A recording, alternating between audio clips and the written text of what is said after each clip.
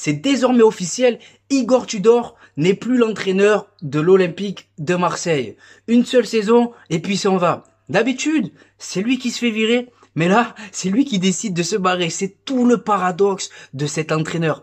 Décidément, Juventus de Turin, quand tu nous tiens. Bonjour à vous, supporters marseillaises et supporters olympiens. On se retrouve aujourd'hui pour une nouvelle vidéo. Bon, comme vous l'avez compris, aujourd'hui, on va évoquer le départ d'Igor Tudor, mais pas que, puisqu'on va faire un focus sur Chancel Mbemba, avec ses propos, est-ce qu'il a remis en cause son avenir à Marseille? Je pense fortement. On va parler d'Alexis Sanchez et d'Arkadiusz Milik. M'en voulez pas si on va tailler quelques têtes pensantes de notre club, mais ça fait partie du jeu. On a présenté le sommaire de la vidéo, les gars. Ben, je vous propose de parler d'Igor Tudor, et c'est ce qu'on va faire. Mais avant, générique.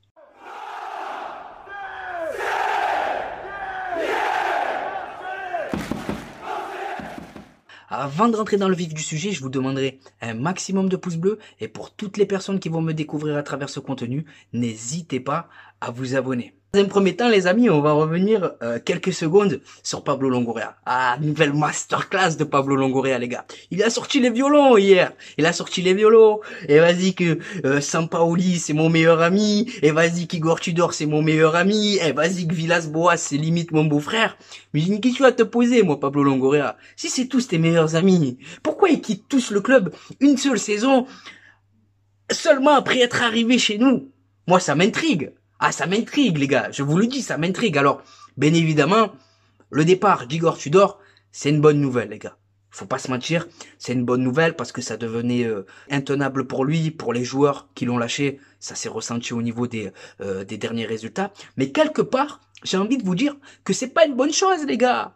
Les barrages pour la Ligue des Champions, c'est limite si c'est demain. Quelle feuille de route pour notre club? Avec qui on va y aller? Où est-ce qu'on va? Qu'est-ce qu'on fait? Tout simplement. Quel entraîneur? Quel effectif? Moi, je commence réellement à m'interroger sur le projet de Pablo Longoria. Je pense que le projet de Longoria, il est à l'image de Franck McCourt. C'est-à-dire qu'on a affaire à un projet financier et non pas sportif. Gagner des titres, les amis. Non, merci pour eux, ça les intéresse pas. Nous faire kiffer, qu'on sorte de la rue, qu'on vibre, qu'on retrouve nos lettres de noblesse. Ça les intéresse pas, les gars. La seule chose qui les intéresse, eux, c'est de finir dans les 3 premiers du championnat, se qualifier en Ligue des Champions pour encaisser l'argent qui va avec, et ainsi de suite. Donc, j'ai bien peur, les gars, malheureusement, que l'histoire se répétera encore et encore à Marseille. Ensuite, pour le bilan d'Igor Tudor, alors bien évidemment, les amis, pendant un long moment, on a été une équipe séduisante à voir jouer. On a proposé du spectacle, on a même été l'attraction de ce championnat. Mais la réalité, elle est différente. Voilà, l'envers du décor, il est différent. La réalité, c'est que la méthode d'Igor Tudor, elle a mis beaucoup trop de nos joueurs dans le dur. À force d'être têtu, il s'est sabordé la planche tout seul. Tu finis 3e de Ligue 1, mais quand tu t'intéresses à son bilan, c'est l'arbre qui cache la forêt. Et on va commencer par la Ligue des Champions. Ah, la Ligue des Champions. Beaucoup d'espoir, les gars. Oh, cette année, c'était la bonne. On va y aller en 8e de finale. Francfort, Tottenham, le Sporting Lisbonne, ça peut le faire. Et finalement, les gars, on a été rattrapés par la réalité du terrain. On a été rattrapés par la réalité de notre niveau, tout simplement. Alors, on finit dernier de notre poule dans un groupe plus qu'abordable. Il y en a beaucoup qui ont pointé du doigt Kolasinac. C'était le coupable idéal. Ah ouais. Ah, sa tête ratée. Bien évidemment, les gars, ça se joue à ça. Mais la réalité, elle est toute différente. La vérité, c'est que si tu te qualifies pas pour les 8e de finale de Ligue des Champions, c'est parce que t'as pris 0 points face à Francfort et Tottenham. Et vous m'excuserez, les gars. Francfort, entre guillemets, c'est que Francfort. Et Tottenham, cette saison, c'est pas une machine de guerre. Et elle est là, la réalité de notre saison en Champions League. Ensuite, il y a cette élimination en Coupe de France. Tu sors le PSG, tu sors le Stade Rennais, tu peux te dire que c'est la bonne, et finalement tu te fais humilier par l'ogre européen Annecy. Mais pour le coup, Igor Tudor, les gars, c'est pas le seul responsable de ce fiasco. C'est trop facile de l'accuser de tout et n'importe quoi. Moi, je pense que pour le coup, les torts, ils sont partagés. 50 pour Igor Tudor, 50 autres pourcentages pour les joueurs. C'est du 50-50. Vous m'excuserez, les gars, hein, mais peu importe si tu peux pas te piffrer ton entraîneur quand tu joues une demi-finale au stade Vélodrome, hein, quand tu joues ta place en demi-finale pour la Coupe de France, tu te dois de te bouger le cul. Peu importe qui y a sur le terrain, même s'il te met je sais pas qui sur la pelouse, c'est censé être supérieur à Annecy, les gars. Hein, et vous m'excuserez, c'est là où le bas il blesse pour moi, c'est là où j'ai mal au cœur. Coupe de France, les gars, j'ai sorti le maillot à l'ancienne. Cette année, c'était le moment ou jamais pour remporter cette Coupe de France. On l'a pas gagné depuis 89. Mine de rien, les gars, ça fait 12 ans qu'on n'a pas remporté le moindre trophée. Hein, je te parle pas de la e-sport Ligue 1 qu'on a remporté à Washington. Un vrai trophée, avec un parcours, des émotions, les gars. 12 ans. C'est beaucoup trop pour un club comme le nôtre. Faut pas qu'on s'habitue à cette médiocrité, les gars. Faut pas qu'on se dise, ah, on fait deuxième, on se qualifie en Ligue des Champions, c'est une bonne saison. Non! Non, les gars! C'est pas une bonne saison.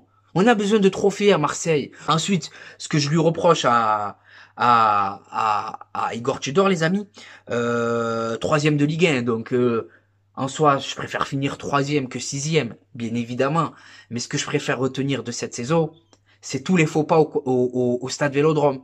Voilà, vous m'excuserez les gars, Brest, c'est pas le Real de Madrid, Ajaccio, c'est pas le Bayern de Munich, Strasbourg, c'est pas Manchester City, Montpellier, c'est pas Liverpool.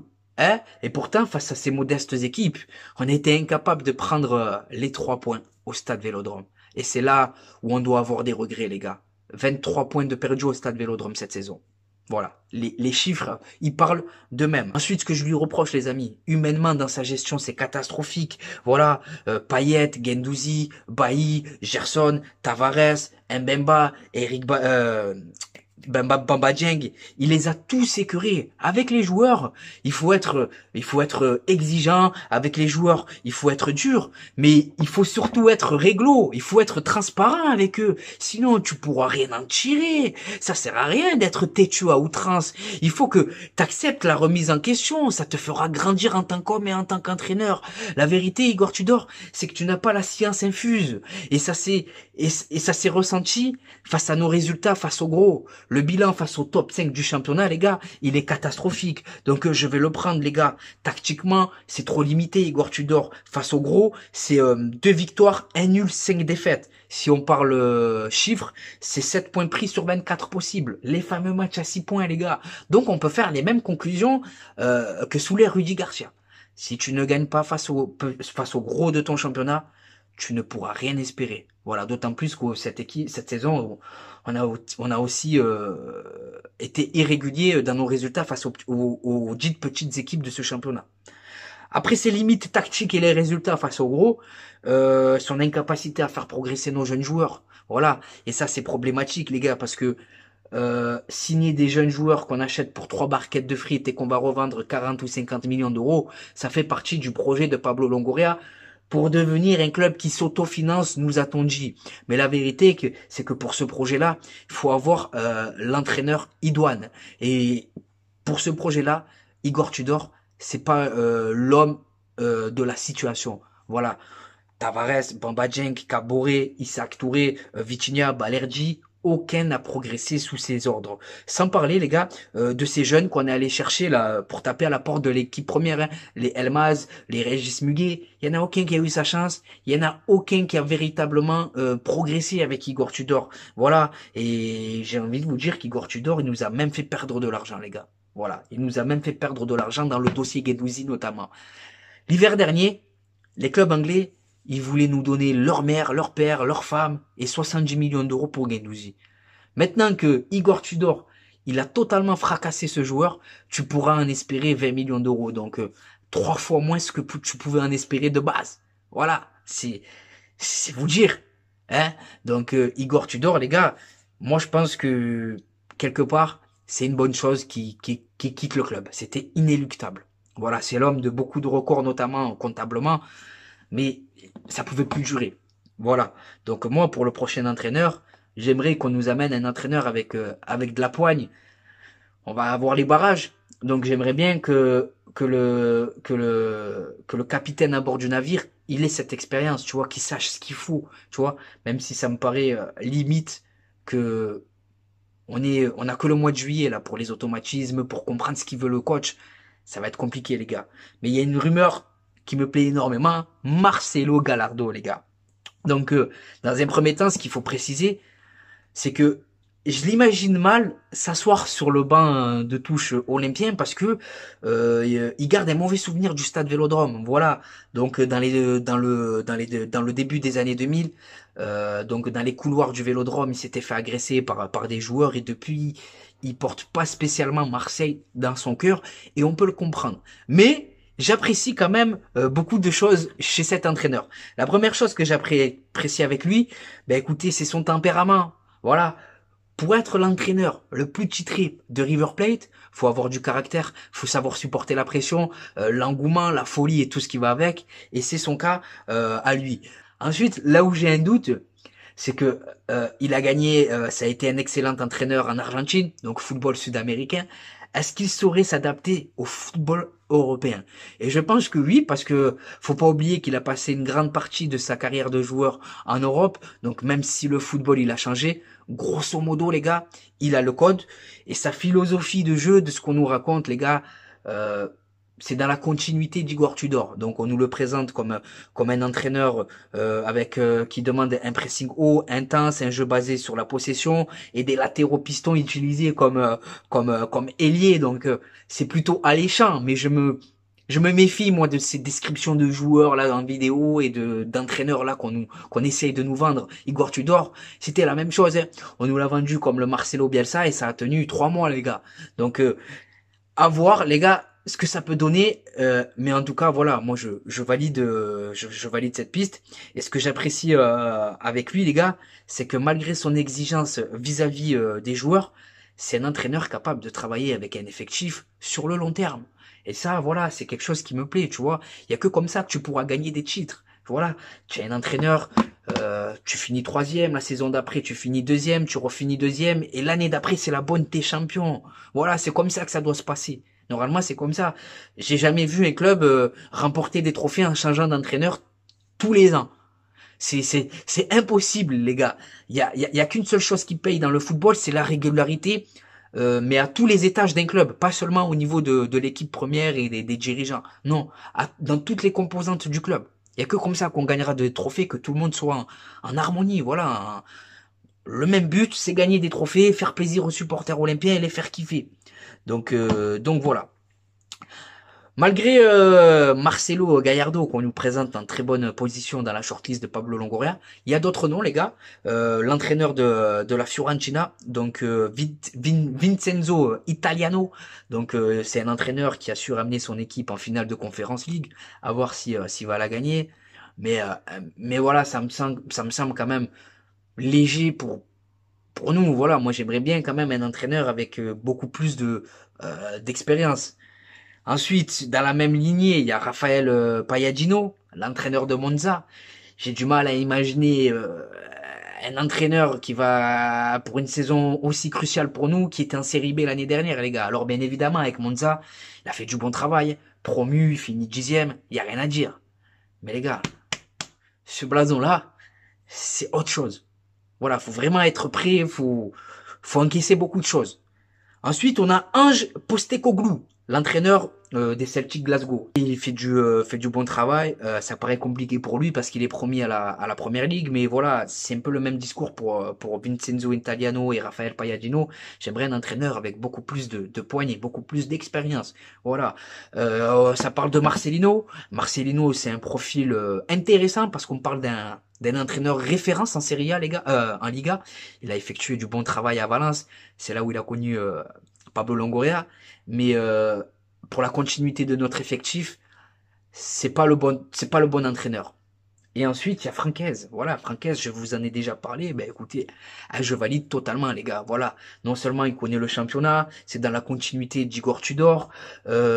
Humainement, c'est carré. Tactiquement, c'est carré. Et il aura peut-être envie de ce challenge-là. Voilà, Lens, c'est beau, mais je vais me challenger à Marseille. Voilà, ça peut lui ouvrir énormément de portes derrière. Hein.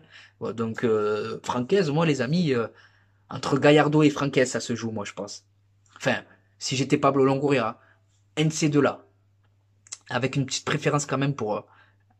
j'aurais envie de dire Francaise, mais Gallardo, les gars, on nous l'a quand même vendu comme un sacré entraîneur que je suis curieux. Voilà, je suis curieux. Donc voilà, n'hésitez pas à me dire en commentaire, les gars, si vous étiez Pablo Longoria, quel entraîneur vous allez chercher tout simplement. Voilà. Donc voilà. On va maintenant basculer sur l'actualité olympienne. Allez, maintenant c'est parti, let's go les amis, on va y arriver comme dirait Dora l'exploratrice. L'actualité olympienne et les propos polémiques de Chancel Mbemba. Donc en gros, il te dit qu'à Marseille, il pensait se battre pour des trophées parce que lui, c'était le cas à Porto et patati couffin. Mais ce que je tiens à rappeler à Chancel Mbemba, c'est que dans le championnat portugais, il n'y a pas le Paris Saint-Germain, il n'y a pas Monaco, il n'y a pas Lyon, il n'y a pas Lens, il n'y a pas Lille, il n'y a pas le Stade Rennais. Donc, ce que je pense, moi, c'est que tu enlèves Porto, tu enlèves Braga, tu enlèves le Sporting Lisbonne et Benfica. Il n'y a pas une équipe portugaise qui finit dans les 10 premiers de notre championnat. Donc, qui compare ce qui est comparable, notre ami Chancel Mbemba. Et là où je lui en veux réellement, c'est qu'il te dit que pour accomplir ses rêves, il a besoin de beaucoup plus que l'Olympique de Marseille. Mais ça veut dire quoi, ça? Si t'as besoin de beaucoup plus que l'Olympique de Marseille, tu viens pas chez nous cet été. Hein? Donc, Chancel Mbemba, moi, je pense qu'il a clairement jeté le trouble sur son avenir. Tout comme il y a un flou autour de l'avenir d'Alexis Sanchez. Voilà, Alexis Sanchez, on nous parle d'un joueur en pleine réflexion, tenté par la Première Ligue, et je peux le comprendre. Partout où il est passé, que ce soit à l'Inter, au Barça, à Manchester United, il s'est battu pour des trophées. Il pensait que c'était le cas à Marseille aussi. Et finalement, ce qu'il va constater, c'est que en fin de saison, on a fini 3e, mais au-delà de ça, pour l'épauler, il y avait Ruslan Malinovski, Vitinha et Guendouzi qui jouent pas à sa place. Qu'est-ce que tu veux qu'ils pensent? Et qu'est-ce que tu veux qu'ils se disent? Alors bien sûr, hein, il est en harmonie avec le Vélodrome et tout ce qui s'ensuit, hein, mais je pense pas qu'il soit en harmonie avec le projet sportif. Et ça, c'est dommage parce que cet été, j'aimerais bien qu'on soit ambitieux, et être ambitieux, ça passe par conserver ses meilleurs éléments. Chancel Mbemba, Matteo Guendouzi et Alexis Sanchez. Voilà.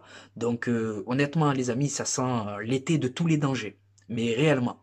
On va enchaîner avec un autre attaquant qui nous appartient sans réellement nous appartenir, Arkadiusz Milik. Alors Arkadiusz Milik, apparemment à la Juve, ils savent pas trop où ils ont mal, ils savent pas s'ils doivent le conserver ou pas. Donc moi, ce que j'ai à proposer avec ce joueur, les gars, c'est qu'on le conserve tout simplement. Arkadiusz Milik, Alexis Sanchez, c'est une association de malfaiteurs au rendement immédiat. Conserver Arkadiusz Milik, financièrement déjà, c'est intéressant parce que ça va t'éviter de dépenser 30 millions d'euros pour un attaquant qui aura pas le rendement espéré. Hein? Donc Arkadiusz Milik, les amis, moi je pense que ça peut être un point de comment vous dire, un point de fixation intéressant autour d'Alexis Sanchez, voilà, en tant que pivot. Moi, je signe des deux mains, d'autant plus qu'on nous présente le nouvel entraîneur qui va arriver avec la même philosophie qu'Igor Tudor. Donc forcément des pistons et énormément de centres. Donc apporter de la taille dans la surface avec Arkadiusz Milik, ça c'est pas con. Et je lui laisse même pas son mot à dire, les gars. Je suis ton patron, tu restes et c'est pas autrement. Donc voilà pour Arkadiusz Milik. N'hésitez pas à me dire ce que vous ferez en commentaire